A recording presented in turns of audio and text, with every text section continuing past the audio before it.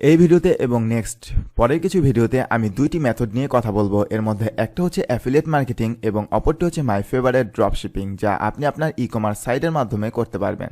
এবং অবশ্যই আপনি চাইলে পুরাতন মেথডের মাধ্যমে কাজটি করতে পারেন, তা হচ্ছে নিজে অথবা অন্য হোলসেলারের কাছ থেকে প্রোডাক্ট নিয়ে হোলসেলে স্টোরে রাখা, তারপর কেউ যদি অর্ডার করে তাহলে পোস্ট অফিসে গিয়ে তার কাছে প্রোডাক্ট দিয়ে আসা।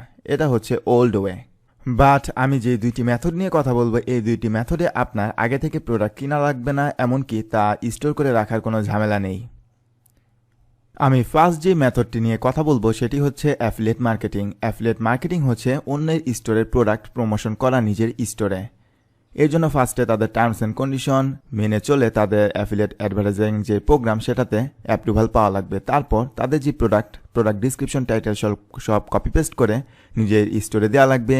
তারপর কেউ যদি প্রোডাক্ট কিনে তাহলে আমরা একটা পার্সেন্টেজ কমিশন পাবো সেই অ্যাফিলিয়েট প্রোগ্রামের কাছ থেকে।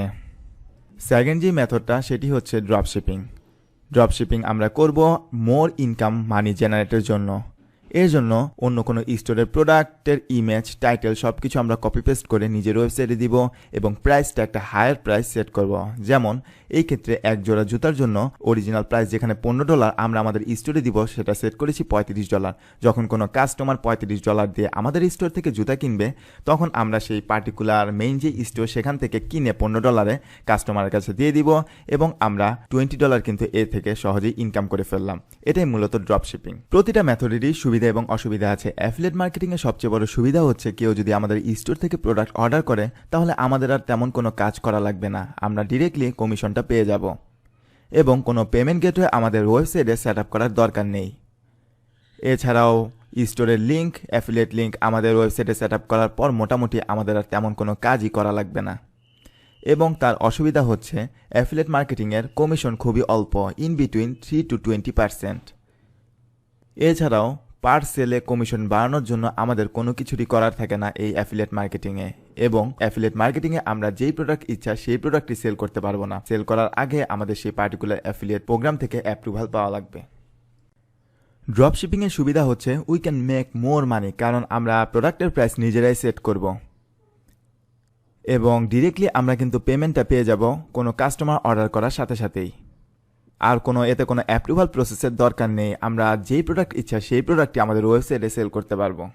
আর ড্রপশিপিংয়ের অসুবিধা হচ্ছে কেউ যদি কোনো প্রোডাক্ট অর্ডার দেয় তাহলে কিন্তু আমাদেরকে ওয়েবসাইটে লগ ইন করে সেই পার্টিকুলার কাস্টমারের কাছে সেই পার্টিকুলার প্রোডাক্ট কিনে সেই কাস্টমারের কাছে তা শিপ করতে হবে এবং কোনো অসুবিধা হলে সেই সাপোর্টও কিন্তু আমাদের নিজেদেরকেই দেওয়া লাগবে। এছাড়াও পেমেন্ট গেটওয়ের ফিসও আমাদেরকেই বহন করা লাগবে। এটা কোনো আসলে সমস্যা না, কারণ আমরা কিন্তু এটার উপর ডিপেন্ড করি একটা প্রাইস, প্রোডাক্টের প্রাইস হায়ার একটা প্রাইস সেট করব। এবং পরবর্তীতে হচ্ছে প্রোডাক্টের প্রাইস যদি আমরা খুব বেশি দিই এবং কাস্টমার যদি এই প্রোডাক্টটা পাওয়ার পর স্যাটিসফাইড না হয়, যদি সে মনে করে একটা লো কোয়ালিটির প্রোডাক্ট পেয়েছে, তাহলে কিন্তু আমাদের রেপুটেশন, কোম্পানির রেপুটেশন আমাদের নষ্ট হবে। সো এই ক্ষেত্রে অবশ্যই আমাদের খেয়াল রাখা লাগবে।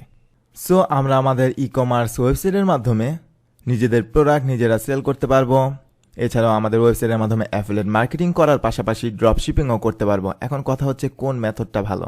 আসলে সব মেথডই ভালো, এর জন্য আমি আপনাকে রেকমেন্ড করব ট্রাই করে দেখুন অ্যাফিলিয়েট মার্কেটিং আপনি ভালো করতে পারেন নাকি ড্রপশিপিংয়ে, নাকি নিজস্ব প্রোডাক্ট সেল করার মাধ্যমে আপনি বেশি প্রফিট বেশি রেভিনিউ জেনারেট করতে পারেন। নেক্সট লেকচারগুলোতে আমি অ্যাফিলিয়েট মার্কেটিং এবং ড্রপশিপিংয়ের মাধ্যমে কিভাবে আমরা ই-কমার্স সাইটটাকে ইউজ করতে পারি মানি জেনারেটের জন্য সেই প্রসেসগুলো দেখব। Thank you so much for watching, see you in the next video.